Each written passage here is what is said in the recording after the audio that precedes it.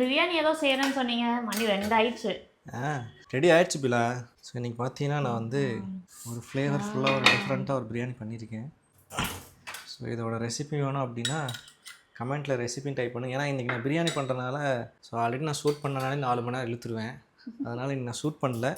அதனால் பிரியாணி மட்டும் பண்ணியிருக்கேன். அதோடய ஃப்ளேவர் வந்து டிஃப்ரெண்ட்டாக வந்து ட்ரை பண்ணியிருக்கேன் இன்றைக்கி. ஸோ இதை வந்து தம் பிரித்து காட்டுறேன். ஸ்மெல்லே பயங்கரமாக இருக்குது.